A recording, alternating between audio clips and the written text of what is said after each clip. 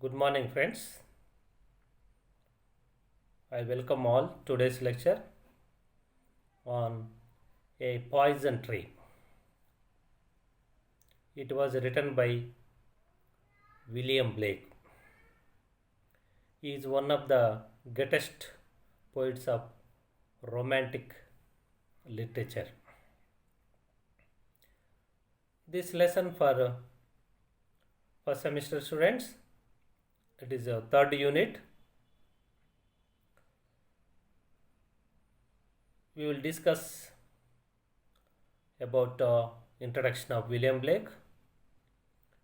He was born on November 28th, 1757. He is an English poet, painter, and engraver. He is independent and self-taught. Enrolled in Henry Potts Drawing School. He began writing poetry in early teens. He apprenticed for engraver James Basire for 7 years. He was married Catherine Boucher in 1783. His most famous work, Songs of Innocence and Songs of Experience.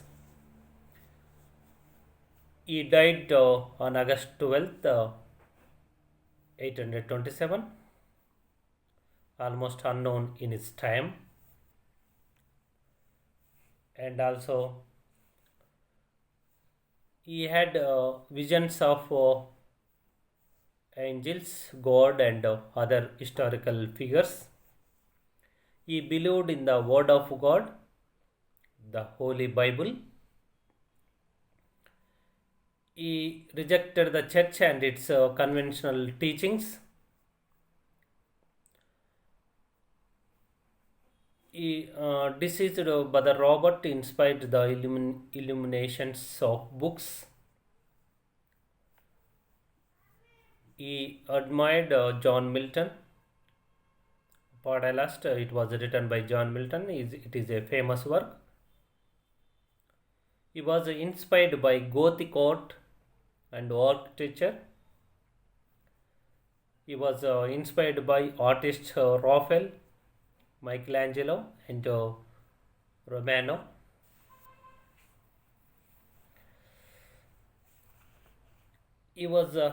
He sympathized with the American and French Revolution and its ideals.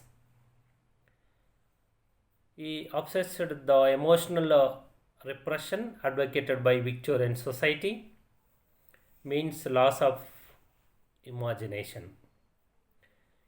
He believed that imagination was more important than reality. His imagination sees eternal things, that is spiritual, while the eye, reason, is limited. Concerned with how to free soul from reason and organized religion. That is the introduction of William Blake. He is one of the greatest poets of romantic literature in history of English literature. It is a text, a poison tree. It was written by William Blake. It is a complete text. You see here. Then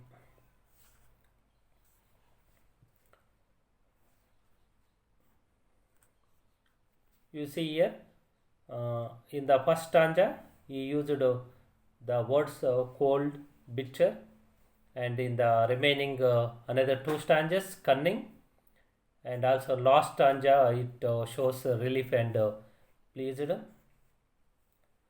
A poison tree poetic devices. What the devices he used in the course of diction and syntax. There are contrasts of a friend and foe, emphasizes attitude, and also he used the figure of speech metaphor. For example, you see here wrath is a plant. Used symbolism like apple represents sin in this poem, and in Poison Tree, William Blake used allusion. For example, till it bore an apple bright, alludes to the forbidden fruit that grows on the tree of the knowledge of good and evil. Genesis, according to Bible. Fruit seems as if it would offer a world of good, but it brings a world of despair. Eating of the fruit causes exile of Adam and Eve, while they foe dies. These are the some allusions were used by William Blake in Poison Tree. Then in interpretations, there are some interpretations William Blake used in this Poison Tree. What does this poem serve as? A confessional or a recipe for vengeance. A conventional, here moral, recipe for vengeance, here immoral. Shame and guilt or pride and relief are the some interpretations were used in this poem. Then a Poison Tree, the basic theme of the Poison Tree is a gentle attitude is often a mask for anger. Pretending to be friendly and accepting when one is not. For example, and I sunned it with my smiles and with a soft deceitful while. So these are the lines in this poem. The suppression of anger leads to the cultivation of anger. If you suppress your anger, it leads to the cultivation. By burying anger with become a seed that will only germinate. Wrath will grow into destruction and corruption due to nourishment of the plant and energy put into it. It's better to expose anger than to hold it in, and it grew both day and night till it bore an apple bright. These are the some specific lines and words were used by William Blake in Poison Tree, and it is comprehension consists of poetic and literary devices. For example, he used syntax, diction, metaphor, symbolism, allusion, tone, etc. are different types of styles of writing he used in this poem. There are various interpretations, and also he was open-ended. It has a open-ended themes. Then we move to the text. You see,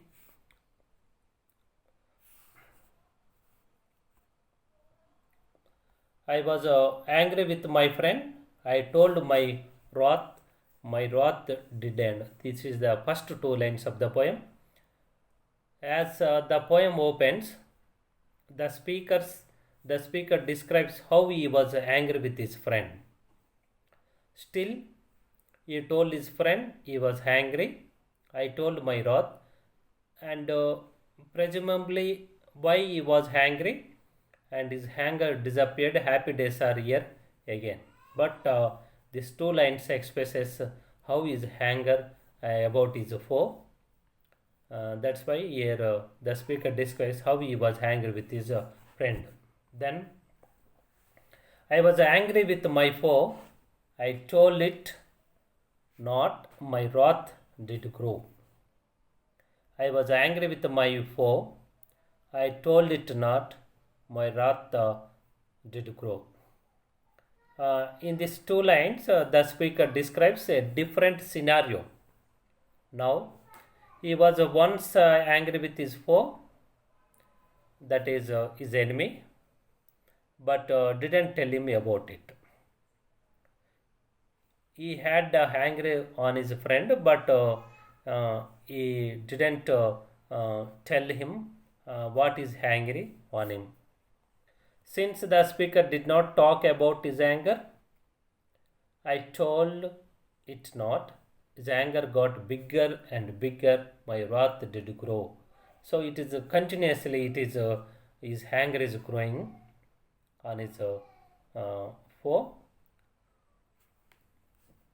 Then and I wanted it in fears, night and morning with my tears, and I sunned it with smiles and with the soft deceitful wiles.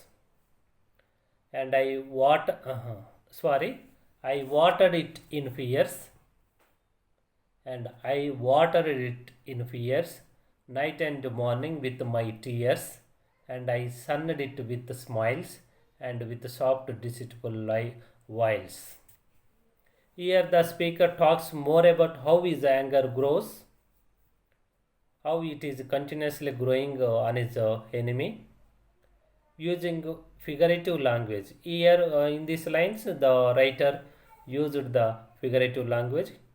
He treats this anger very much like a plant. So he compares his anger with a plant, how the plant we sow, how it grows, then how day by day it is growing as a plant. Same in the case of his anger, it is growing day by day. A plant needs water and sun in order to grow, and so apparently does his anger. Generally, every tree needs water and sun in order to grow, and so same is anger is going like that way. He watered it with his fears and his tears and made sure it got plenty of sunshine. So every day, how if we want to grow the plant, we every day we use to pour some water or we water to the plants. It grows nicely by watering it. Same in case of his anger, every day his fears and tears and made sure I got plenty of sunshine. Same is anger also growing like that plant. Here he tricked his foe to bring his closer to him. Outwardly he smiled and was friendly to gain his trust, whilst devious or a cunning trick meant to trap or fool someone. These are the lines he used. The speaker didn't give his anger plant real sunshine. Instead, he gave it smiles and deceitful wiles. There are more like a fake sunshine. They help the plant to grow like real sunshine would for a real plant. Here, a wile is a crafty, cunning, deceitful trick. Deceitful wiles or super deceitful tricks are really cunning traps. The speaker suggests that he is a very deceptive person and that he is planning something very sinister and mischievous. Whatever it is, though, his anger seems to dig it. Since those deceitful schemes are like sunshine to it. A growing plant is usually a good, positive thing, a symbol of life. It seems ironic that a growing plant is being compared to growing anger. In this poem, the speaker compares his anger with a plant, how the plant is growing day by day. Same in the case of his anger, it is also growing day by day. And it grew both day and night till it bore an apple bright, and my foe beheld it shine, and he knew that it was mine. And it grew both day and night till it bore an apple bright, and my foe beheld it shine, and he knew that it was mine. Because of the speaker's efforts, his plant means hanger in this poem eventually bears bow, fruit, and apple bright. Here the tree gives apples. Same here, his anger also gives some result. The enemy sees the fruit of the speaker's wrath, and somehow he is able to recognize that it belongs to the speaker. And into my garden stole when the night had veiled the pole. In the morning glad I see my foe outstretched beneath the tree. And into my garden stole when the night had veiled the pole. In the morning glad I see my foe outstretched beneath the tree. Apparently, at some point in the dark night, the enemy eats the apple, which ends up killing him. Unknowingly, his enemy eats an apple. In the night, that apple kills him. He was happy that his foe was lying dead under the poison tree. At last, he was happy. See, his enemy fell under his tree, lying dead. He was happy to see that one. So this is the complete text of the poem, and and also explanation. Here the writer used figurative meaning of the poem. For example, man is corrupted by evil feelings of anger, hatred, and malice in modern world. If we can conquer these evil passions, we will be happy. If you stay happy, then you can away from these evil passions. Do not nourish anger and hatred against friends and foes. Here the writer requests everybody, do not nourish anger and hatred against friends and foes. And in friendship, when we have a misunderstanding, we should be not let our anger grow. We should talk about our ill feelings and discuss why the misunderstanding happened. Forgive and forget peace of mind. So you should follow, everybody should follow forgive and forget. That leads to peace of mind. If we bottle up our anger, it grows into a poison tree, harmful to us and those around us. The person's wrath kills his enemy just as he desires. But death only affects his foe physically, it does not affect spiritually.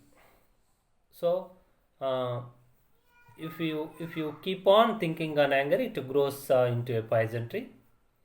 It will harmful to us and those around us. So,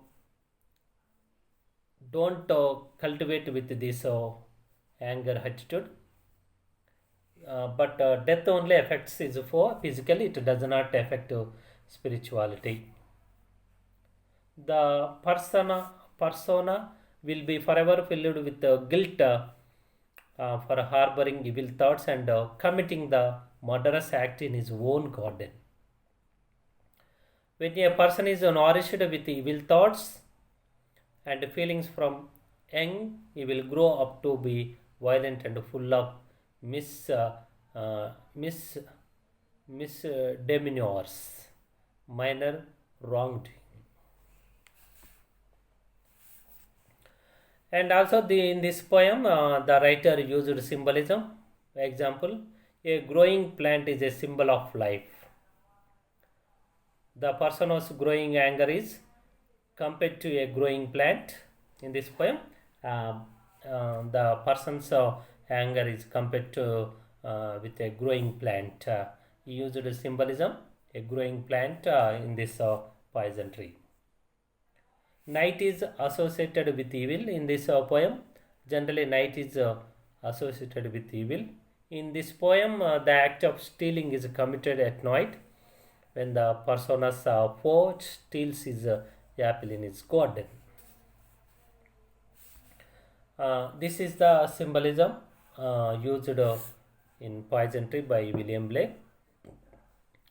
I hope you understand well. So, a Poison Tree, it was written by William Blake. He is one of the greatest um, poets of romantic literature in English literature. And a poison tree, how the people grow their anger on their enemies. So here the writer requests everybody don't grow anger uh, about your friends and relatives. And in this poem he used figurative language and also figures of speech, and there are some allusions also he used, and also it is this poem belongs to romantic period of English literature. So in this romantic literature, writers give importance to common language and common symbols in their poetry. So in that way, same uh, William Blake used symbolism and also figurative language to compare the hanger with a plant and different uh, words used in this poem. So I hope you understand well, and we will meet once again in the next class. Thank you very much.